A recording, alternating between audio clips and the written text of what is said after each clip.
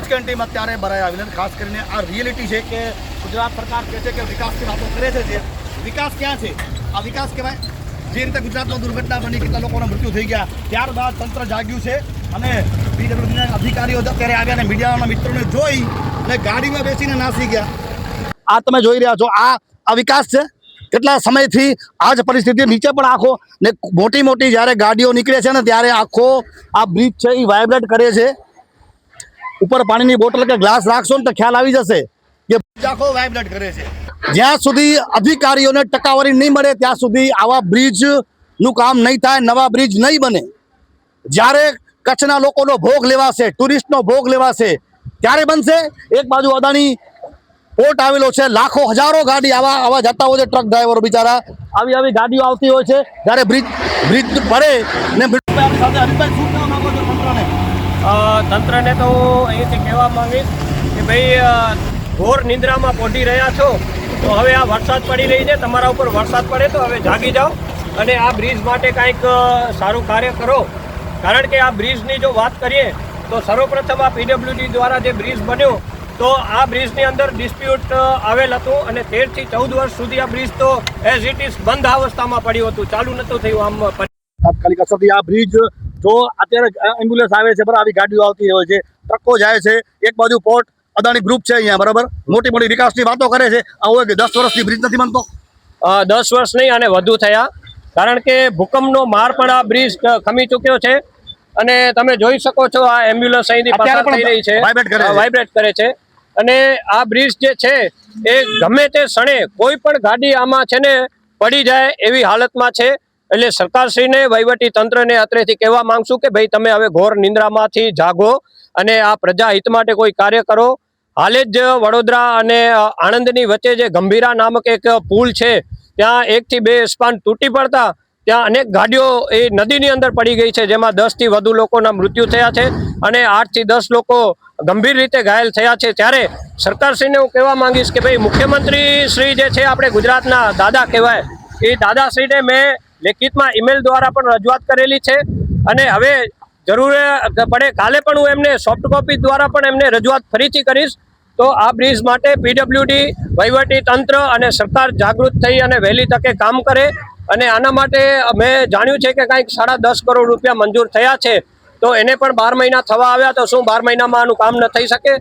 જે 10 કરોડ રૂપિયા જે મંજૂર થયેલા છે જો 12 મહિના સુધી મંજૂર થયેલા હોય તો શા માટે કામ ટેન્ડર આપવામાં નથી આવ્યું અધિકારીઓ છે એ પોતાની ટકાવારીના કારણે પોતાના કોન્ટ્રાક્ટર છે સગા સંબંધીના કારણે આવા પુલ જે રગડે છે ને માણસોના જીવ જાય છે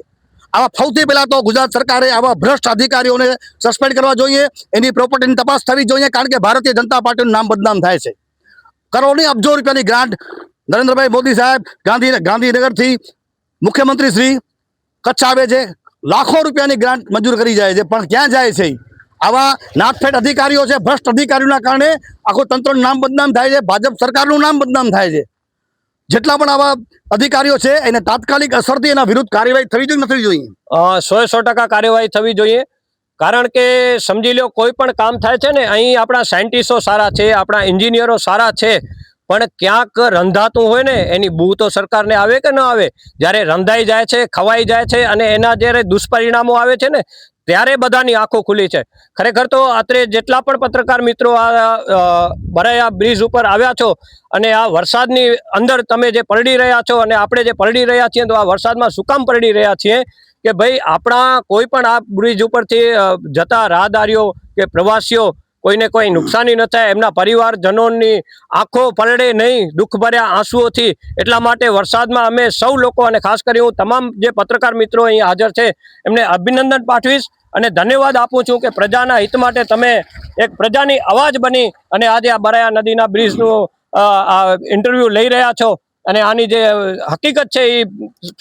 સરકારને જણાવો છો એ બદલ અભિનંદન સેફ્ટી ગાર્ડ લાગેલા છે ને એ અમારી રજૂઆતો બાદ લાગ્યા છે ત્યાં સુધી શું તંત્રને આંખો નથી કે આવું ખરાબ અને ખસ્તા હાલતમાં બ્રિજ છે ગમે ત્યારે પડી જાય અને કોઈ નુકસાનીઓ થાય એથી પહેલા તંત્ર બેદરકારીના કારણે તંત્રનું સરકારનું કામ ખરાબ થતું હોય છે હંમેશા અધિકારીએ જાણ કરવી જોઈએ તાત્કાલિક સરકારશ્રીના વિવિધ વિભાગો હોય છે એમાં માર્ગ અને પેટા વિભાગના પણ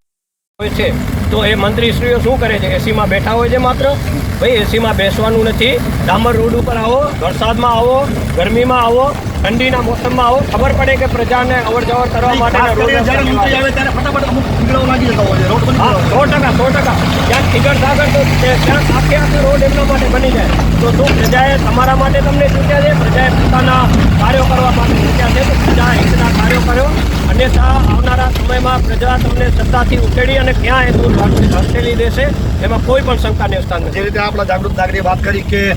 સત્તા જતી રહેશે, એ કેના કારણે જશે? તો આવા ભ્રષ્ટ અધિકારીઓના કારણે તાત્કાલિક અસરથી આને કામ ચાલુ કરાવો, બનાવો, નહીંતર આમાં જાનહાની થશે. જવાબદારી કોની? જેમ 4 લાખ રૂપિયા ત્યાં આપ્યા, 5 લાખ આપ્યા, એ માણસની કિંમત 4-5 લાખ રૂપિયા જ થઈ, આવું લોકો કહી રહ્યા છે.